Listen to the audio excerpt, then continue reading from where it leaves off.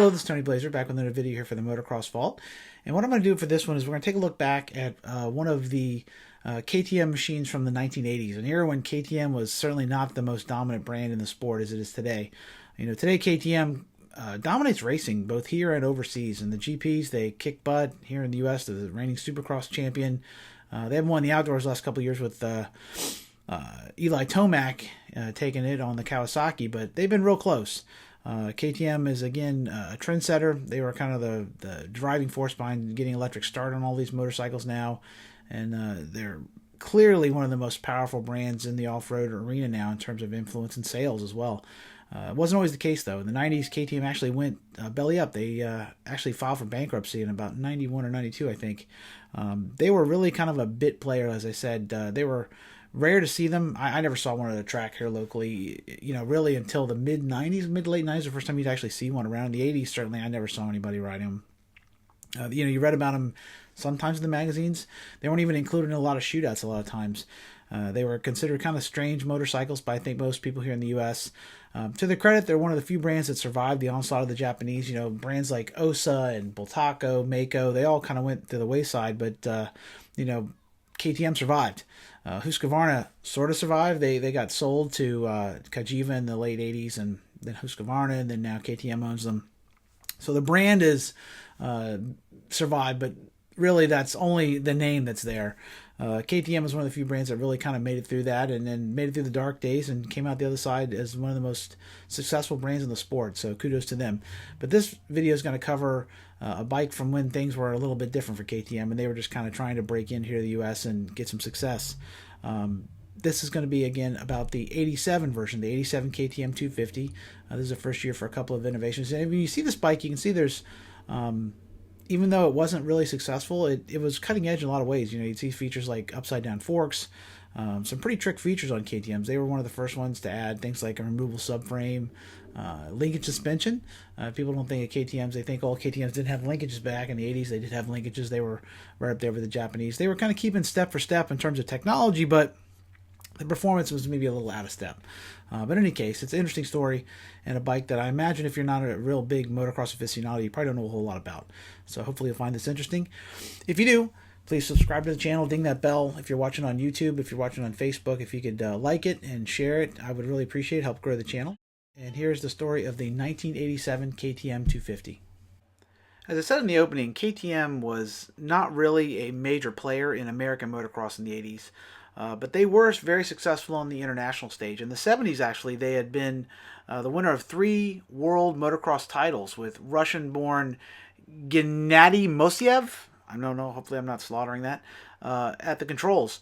The Russians were a pretty strong world power in the 70s, and Gennady had won 3 world titles for KTM. Now, this had not done a whole lot for sales here in the U.S. Of course, the European market was still very strong, but here in the U.S., we actually sold these KTMs as Pentons. Jack Penton had brought them over. He's kind of actually behind a lot of the KTM getting involved in dirt bikes at all, but Jack Penton was a really revolutionary guy, and he had pushed KTM to kind of try and branch out into off-road. They had been making, like, you know, street motorcycles, scooters, and what have you before that. Weren't really as big into off-road racing and riding. But they really kind of got into it here in the early 70s. And here in the U.S., you could buy a KTM as a Penton, but they were known much more as an off-road machine. Really, even in the 80s, the first 2 decades of KTMs here in the United States, they really were more of an off-road power than a motocross power. But in Europe, they were very successful. After the reign of the Russians in the 70s, KTM had a bit of a dry spell in the early 80s. Their machines were certainly right there with the Japanese in terms of technology. In 81, they went to liquid cooling here on the 125 motocross. When suspensions went to single shocks and linkage suspension, KTM was right there with their own version of it. They called a pro lever. They certainly were not behind the times in terms of overall technology on their machines, but the bikes themselves didn't really mesh with the American public. The bikes were tall. You had the KTM 495 was a monster. It was notorious for how powerful it was, but it was great at going straight. In fact, dirt bike clocked one at about 125 miles an hour, I think, at the dry lake. It was fantastically powerful, but the bike was tall, big, kind of difficult to manhandle around a tight motocross track here in the U.S. It was made to go fast, and the European tracks were, of a different design. The Supercross was becoming more and more important here in the U.S., and our tracks are becoming more jump-filled, tighter, and that just didn't really suit with the way KTM was building their motorcycles at the time. They were building their bikes clearly for the European market. They didn't really even have much of a presence here in the U.S. They weren't fielding a factory team. You didn't have any riders on KTM-backed motocross bikes at the factory level here in the U.S. In Europe, they still were doing very well. They had riders like Kees van der Ven and Heinz Kindergartner, who would end up taking the 84 and 85 250 world title for KTM. They were still quite a power in Europe, but here in the U.S., they really just didn't have much of a presence. Now, in the middle part of the decade, KTM tried to start focusing a little more on the U.S. market. They still weren't racing the bikes here with any seriousness, but they were trying to build the machines more to meet American demands. Now, what that meant was a chassis that was a little more nimble, a little easier to turn. The bike wasn't quite so long and tall. Even things like the levers were shaped for big, giant hands. The Mangura levers weren't really particularly comfortable. If you were used to a Japanese bike, you got into KTM, and it was quite an adjustment. They had a very different feel to them. Definitely more out of step. If you were used to riding a Honda CR, it took quite a jump to get on a KTM and go fast. Unlike today, where you can jump back and forth, and it's not a fantastic difference in terms of the way the bikes felt. European bikes in the 80s had a very different feel than the Japanese for sure. For 1987, KTM went back to the drawing board in an attempt to design a machine that would better compete with the Japanese and be more in step with the demands of the American market. At the time, the U.S. market was still the most profitable and certainly the most expansive any off-road market. We had a lot more open spaces to ride here than you'd find anywhere in Europe or in Japan, and off-road riding was very big and very popular. It was a lot easier to find a place to ride back in 1987. So they wanted to get more of a cut of that, and in order to do that, they needed to kind of rethink how they were doing their bikes a little bit. To make the bikes more American friendly, KTM changed the geometry for 87 quite a bit. They shortened the wheelbase, they steepened the overall geometry to get a little better turning, and they lowered the radiators on the chassis as well to get a little better steering feel.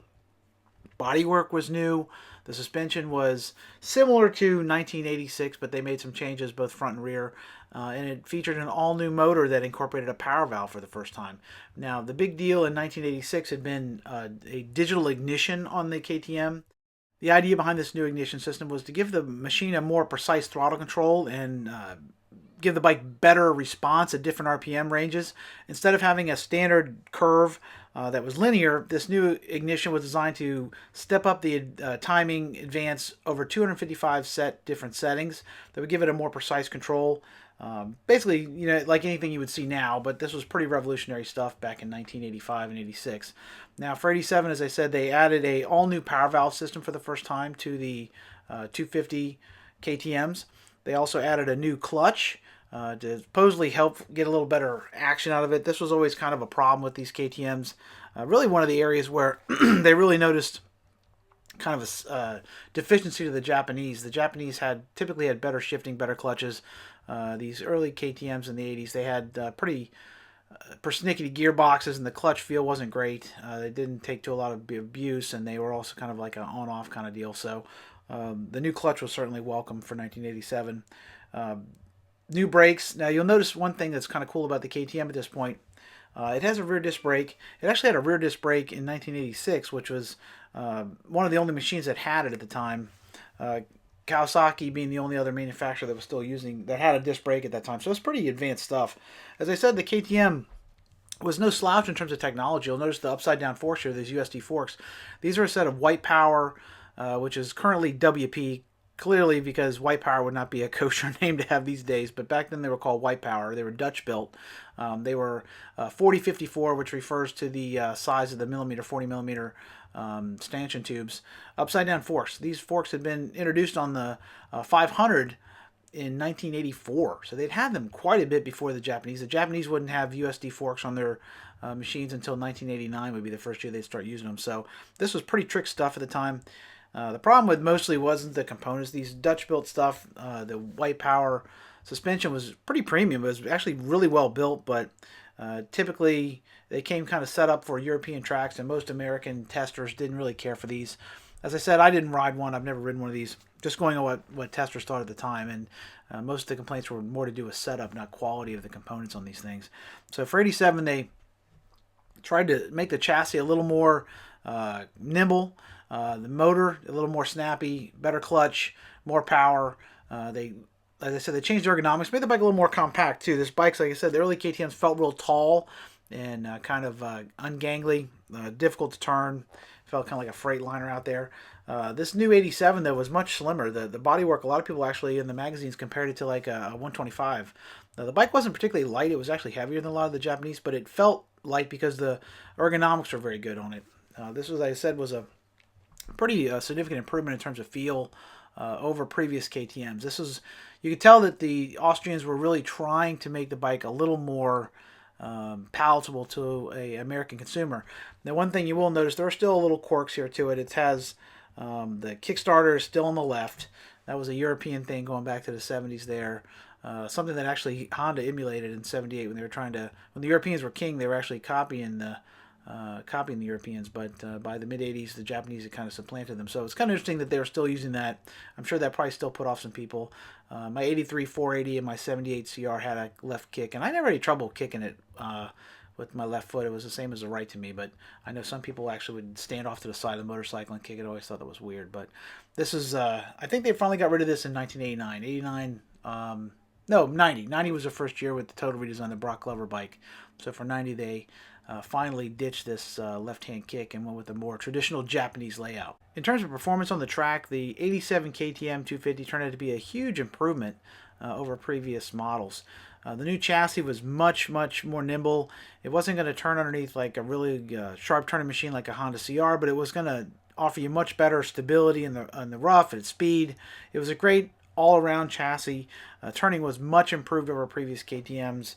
The bike was certainly raceable in terms of that handling. There wasn't any weird quirks or anything. It was most of the magazine said it was a huge improvement. Motor this year was very strong, low to mid. It exploded out of turns here as Tom Webb was doing. Real strong low end surge into the mid range. Once it got past the mid range, the bike kind of just laid down. There wasn't a lot of power and reserve on top end. The clutch and transmission continued to be pretty lackluster too. Riders complained of a hinged feel to the clutch. It had a real on-off kind of a deal, hard to modulate. Also had a long lever throw. Like I said, the levers on these earlier KTM's were kind of size funny, and if you were used to a Japanese bike, they weren't always the most comfortable unless you had real big hands, and it was kind of a long throw. The clutch didn't like to be abused either, and the transmission was a little bit notchy, but it was certainly raceable. The power plant was not any major handicap. It wasn't like it was going to prevent you from winning in '87. It was definitely competitive. Suspension-wise, these inverted forks, as I said earlier, were the most high-tech forks in the class. They were cartridge, upside down, white power stuff, really adjustable, but they came set up too soft for motocross use. They would have been fine if you're going to go off and play in the desert or go off-road probably, but for motocross, they were a little bit soft. They'd bottom out if you pushed them real hard.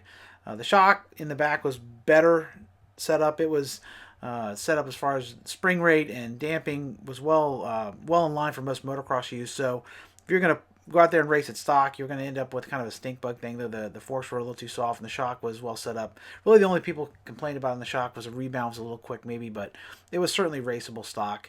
The new brakes for 87 improved braking feel. And, you know, the bike itself was pretty tricky. If you look at things like this thing had alloy bars on it. It would take the Japanese another 20 years almost probably to start sticking alloy bars on their bikes. Pretty amazing. So the level of components were good. Like I said, not everybody was in love with the feel of the Magura components, the clutch and the brake and what have you, the levers, but the stuff was well built, high quality. Some of the fasteners, even today, KTM is kind of a strange combination of stuff. So if you were used to a Honda where everything was pretty standardized, that might be a little bit of a pain. You're going to have to find yourself a Torx wrench or something. But other than that, the bike was well put together. The seat was much better. This is another issue people have with KTMs at the time. The seats were rock hard in general, and for 87, they softened that up. They did a lot of little stuff this year to try and make the bike, like I said, more normal, feel more at home to people who are used to riding other brands. And I think it showed. They did a good job this year from all reports.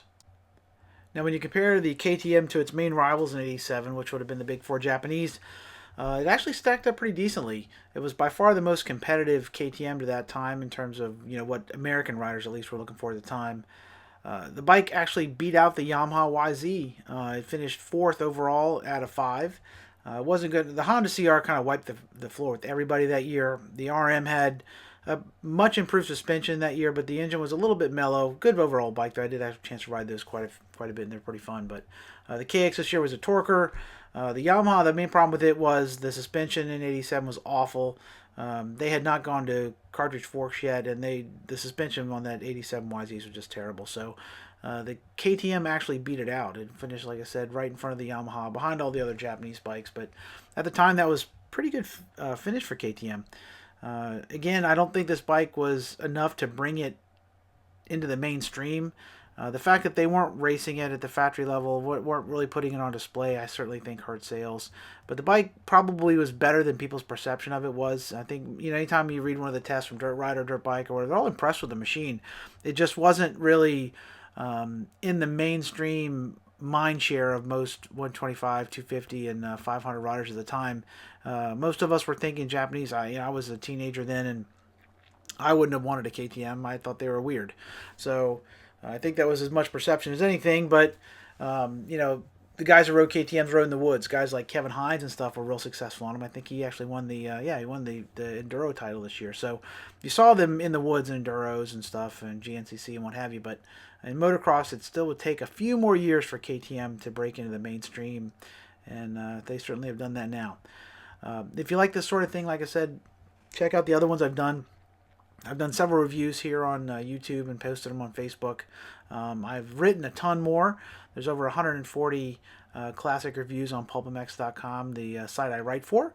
I work for Steve Mathis over there, and he's kind enough to let me write for him. So if you like this kind of thing, make sure you check out the mini articles. Just posted one the other day on some cool stuff, so make sure you check that out. And share this, if you would, on social media. If you have any thoughts on another bike you'd like to see me do, feel free to drop me a line here on Twitter or Instagram. The handle is @TonyBlazer. That's TonyBlazier. I do respond to comments here on the videos, and I do respond on my social, so feel free to drop me a line. And until we meet again, keep the rubber side down. Peace.